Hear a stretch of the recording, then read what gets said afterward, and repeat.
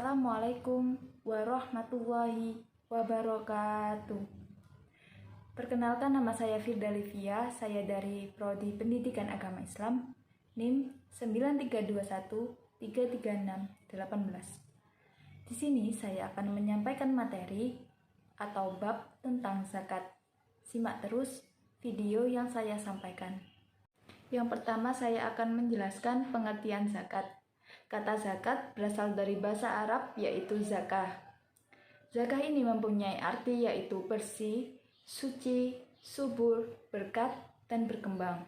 Menurut istilah, zakat adalah sejumlah harta yang wajib dikeluarkan oleh umat muslim dan diberikan kepada golongan yang berhak menerimanya, sesuai dengan syarat yang telah ditetapkan. Yang kedua yaitu ada dasar hukum zakat. Hukum zakat adalah wajib ain, dalam arti kewajiban yang ditetapkan untuk diri pribadi dan tidak mungkin dibebankan kepada orang lain, walaupun dalam pelaksanaannya dapat diwakilkan kepada orang lain. Banyak sekali perintah Allah untuk membayarkan zakat, dan hampir keseluruhan perintah berzakat itu berangkaian dengan perintah mendirikan sholat. Seperti firman Allah dalam Quran Surat Al-Baqarah ayat 43. Bismillahirrahmanirrahim. Wa aqimus sholata wa atuz zakata warka'u ma'ar rakiin. Yang artinya, dan dirikanlah sholat dan bayarkanlah zakat dan rukuklah kamu beserta orang-orang yang rukuk. Lalu bunyi hadis yang memerintahkan untuk berzakat dari Abdullah bin Musa, ia berkata, Hazanlah bin Abi Sofyan menceritakan kepada kami dari Ikramah bin Khalid dari Ibnu Umar radhiyallahu an, ia berkata, Rasulullah SAW bersabda, Islam didirikan atas 5 dasar, yaitu yang pertama, persaksian bahwa tiada Tuhan selain Allah. Yang kedua yaitu melaksanakan sholat. Yang ketiga, membayar zakat. Yang keempat, menjalankan puasa Ramadan. Yang kelima yaitu melaksanakan ibadah haji bagi yang mampu. Yang ketiga yaitu syarat dan rukun zakat. Di sini syarat dan rukun zakat berkaitan dengan pihak yang mengeluarkan zakat. Ada pihak yang diberi zakat, serta objek zakat yaitu berupa uang atau barang yang akan dijadikan zakat. Yang pertama yaitu ada muslim dan merdeka. Perintah berzakat hanya diserukan kepada kaum muslim merdeka, bukan budak atau hamba sahaya. Nah, yang kedua yaitu mencapai nisab. Nisab artinya batas minimal harta yang dimiliki seseorang untuk berzakat, yang artinya seorang muslim tidak diwajibkan berzakat jika seluruh harta miliknya belum memenuhi syarat 1 nisab. Ukuran nisab berbeda-beda tergantung jenis harta yang dimilikinya. Misal, nisab kambing adalah 40 ekor. Nisab emas adalah 85 gram emas murni. Nisab pertanian adalah 5 was setara 700 kg.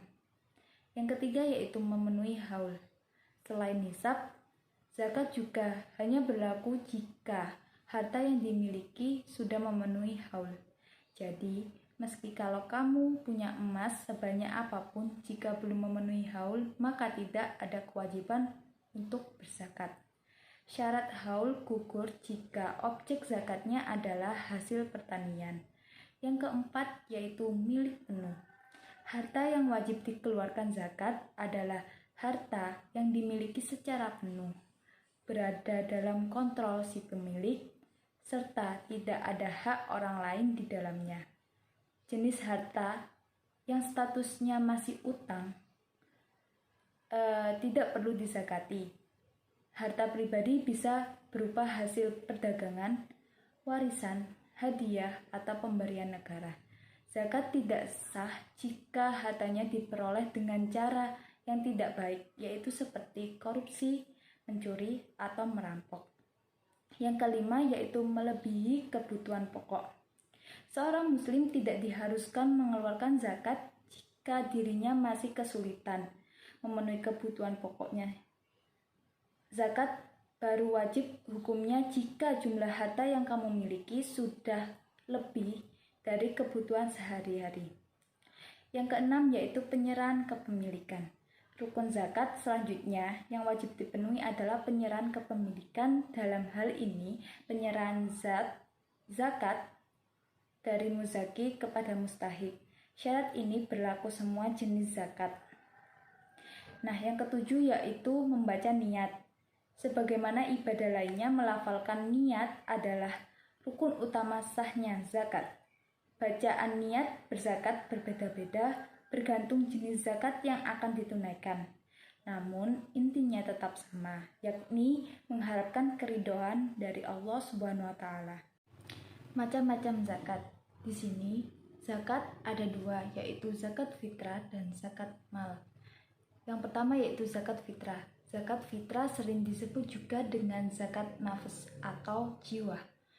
Zakat ini wajib dilakukan oleh setiap muslim ketika menjelang Idul Fitri pada bulan suci Ramadan. Tujuan dari zakat fitrah ini yaitu membersihkan diri dengan memberikan beras atau makanan pokok kepada yang berhak atau membutuhkan. Adapun ketentuan besar zakat yang dikeluarkan per jiwa adalah sebanyak 1 sak atau minimal 2,5 kg atau 3,5 liter makanan pokok di daerah tertentu. Misal, di Indonesia makanan pokok adalah nasi, maka zakat fitrah dapat diberikan kepada yang berhak yaitu berupa beras sebanyak 3,5 liter atau 2,5 kg. Yang kedua yaitu zakat mal. Zakat mal merupakan salah satu dari macam-macam zakat yang dapat dilakukan umat Islam. Zakat mal ini pemberian zakat dari pendapat umat Islam, misal dari perdagangan, pertanian, hasil laut, ternak, dan lain-lain. Setiap jenis penghasilan umat Islam tersebut dihitung dengan cara sendiri. Selanjutnya di sini saya akan menjelaskan mengenai sedekah. Kata sedekah itu berasal dari kata al-sidq yang berarti benar atau kebenaran. Kata sedekah menunjukkan atas kebenaran dan atau pembenaran keimanan seseorang. Secara istilah syariat, sedekah sama artinya dengan infak yang berarti mengeluarkan sebagian dari harta atau pendapatan atau penghasilan untuk sesuatu kepentingan yang diperintahkan ajaran Islam. Hukum dari sedekah. Sedekah itu dibolehkan pada waktu dan disunahkan berdasarkan Al-Quran dan As-Sunnah yang terdapat pada Al-Quran surat Al-Baqarah ayat 245. Keutamaan bersedekah, melindungi dari bencana, menjadikan harta berkah dan berkembang, melapangkan jalan ke surga, menyumbat jalan ke neraka. Sedekah dapat menyembuhkan penyakit, sedekah dapat menunda kematian dan memanjangkan umur. Sedekah dapat menutup kesalahan, sedekah dapat mencegah kemalangan dan musibah, dan sedekah mendapatkan ketenangan dan kelapangan jiwa. Dengan bersedekah kita mendapatkan 10 kebaikan, yang mana 5 kebaikan di dunia dan 5 kebaikan di akhirat. 5 kebaikan di dunia yaitu membersihkan harta, membersihkan badan dari dosa, menolak musibah dan penyakit, lalu menggembirakan orang miskin, dan pekerjaan yang paling utama adalah menggembirakan orang-orang yang beriman, membawa berkah dalam harta dan kelapangan rezeki. Sedangkan 5 kebaikan di akhirat yaitu sedekah itu akan menjadi pelindung baginya dari panas api neraka, dan sedekah itu akan memperingan hisab. Sedekah itu akan memberatkan timbangan. Dengan sedekah itu akan memperlancar melewati sirot atau titian, dan sedekah itu akan menambah derajat di surga. Yang selanjutnya akan dijelaskan oleh teman saya. Selanjutnya saya akan menjelaskan mengenai apa yang dimaksud dengan hibah. Secara bahasa, kata hibah berasal dari bahasa Arab al-hibah yang berarti pemberian atau hadiah dan bangun atau bangkit. Kata hibah terambil dari kata hububurih, artinya mururuha atau perjalanan angin.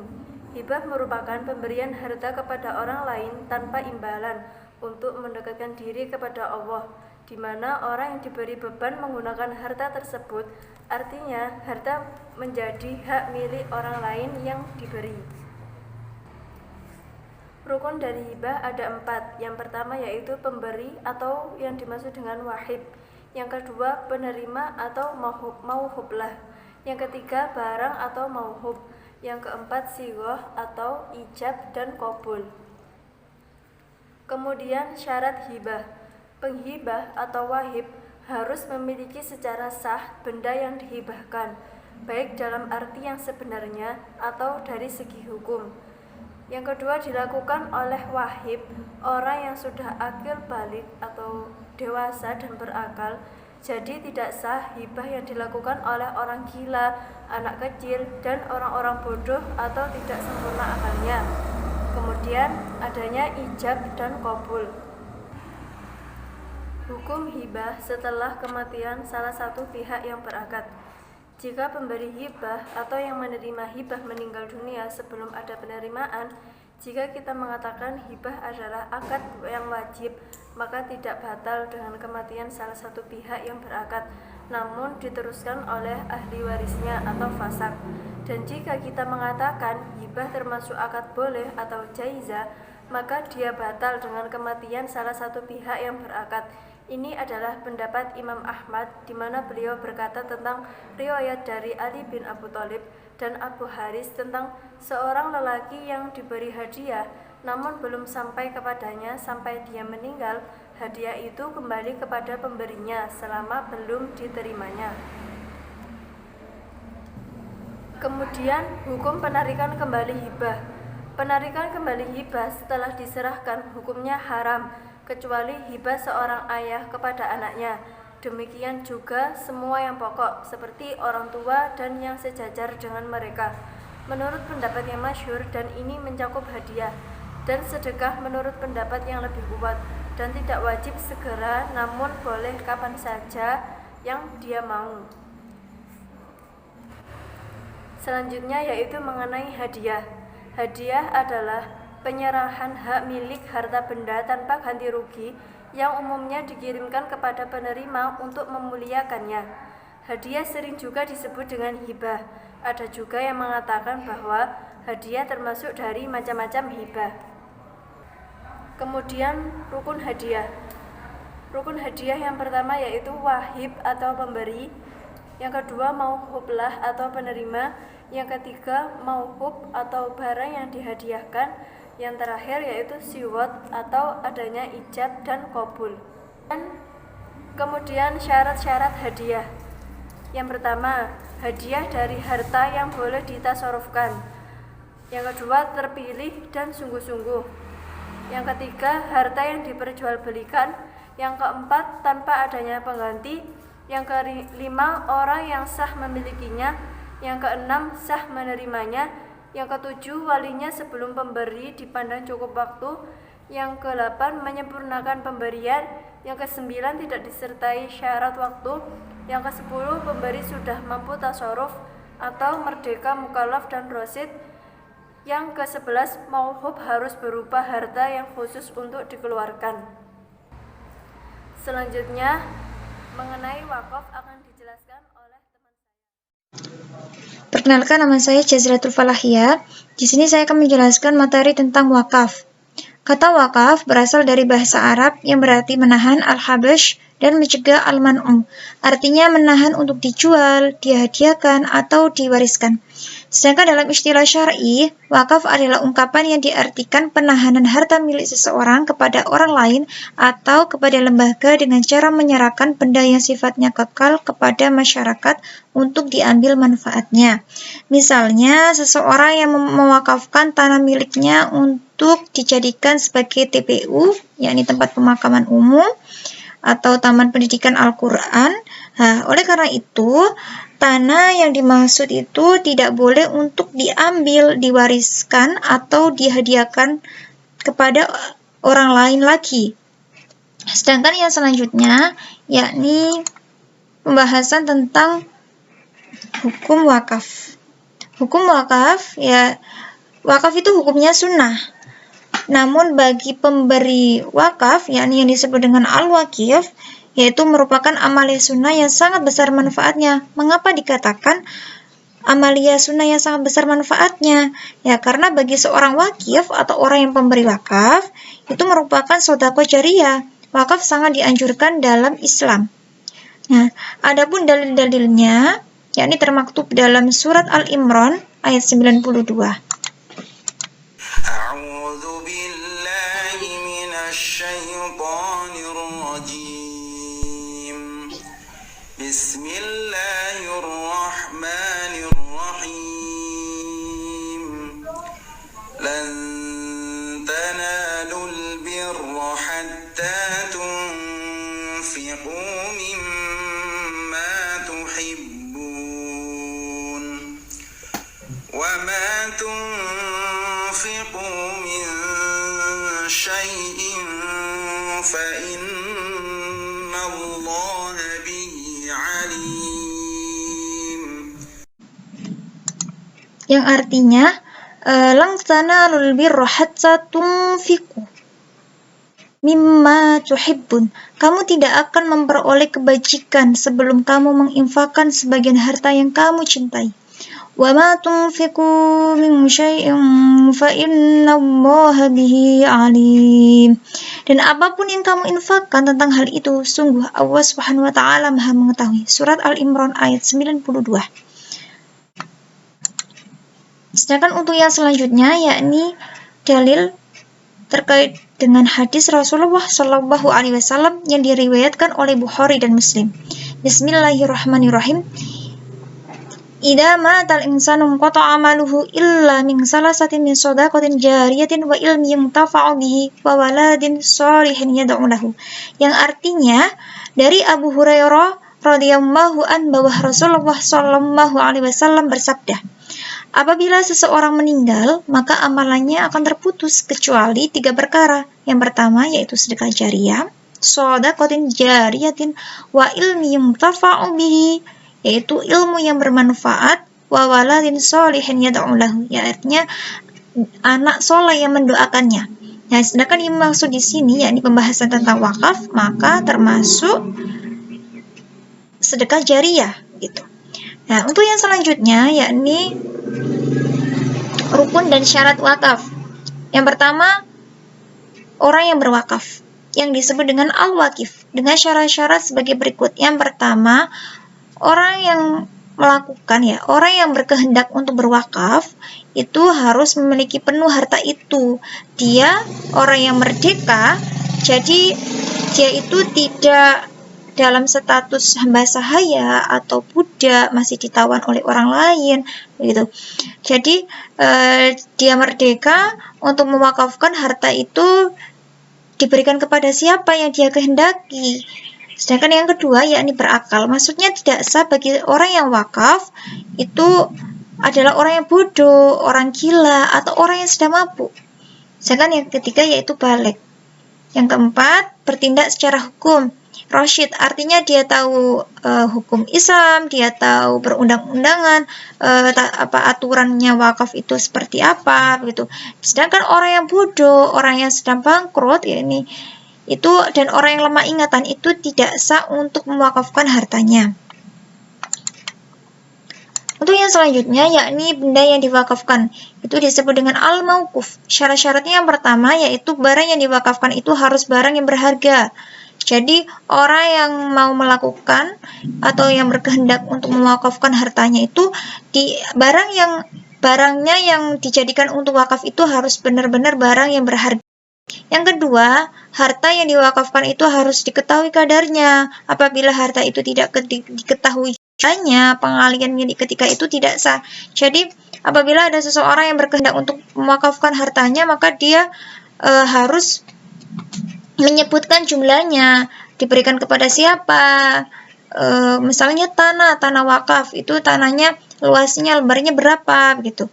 Nah, sedangkan untuk yang selanjutnya yakni di bagian C, harta yang diwakafkan itu harus miliki oleh orang yang berwakaf. Jadi memang penuh. Misalnya maksudnya yang dimaksud di bagian C ini harus milik sendiri.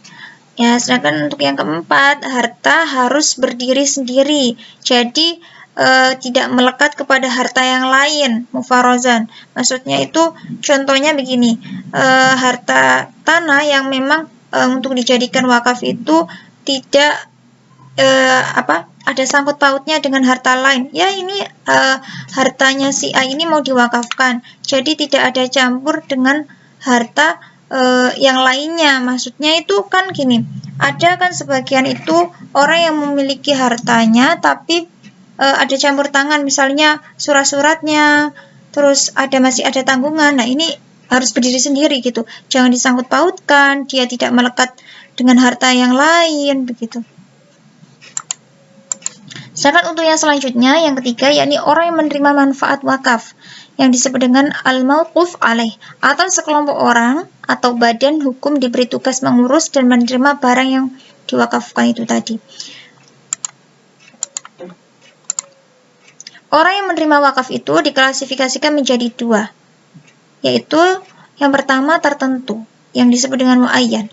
Artinya orang yang menerima wakaf itu harus jelas jumlahnya, apakah memang diberikan kepada satu orang, ya seorang, dua orang, atau memang sekumpulan orang yang banyak, ya memang harus mempunyai kriteria tertentu dan tidak boleh diubah gitu. Jadi kalau persyaratannya bagi orang yang menerima wakaf tersebut, ya disebut dengan al-mauqifun muayyan, adalah orang yang boleh memiliki harta tapi memang dengan syarat tertentu, yang artinya dari yang dimaksud dengan orang yang menerima wakaf yang tertentu ini yaitu orang muslim, dia merdeka, tidak berstatus hamba sahaya atau masih dalam tawanan sebagai seorang budak, dan kafirul dhimmi, artinya orang non muslim. Ya orang non muslim itu boleh menerima wakaf, tapi dalam artian dia adalah non muslim yang bersahabat, yang memenuhi syarat tersebut sehingga dia memiliki harta wakaf.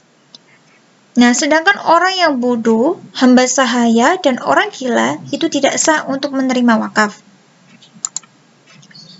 Sedangkan yang kedua, yakni yang dimaksud dengan tidak tertentu, ghairu muayyan.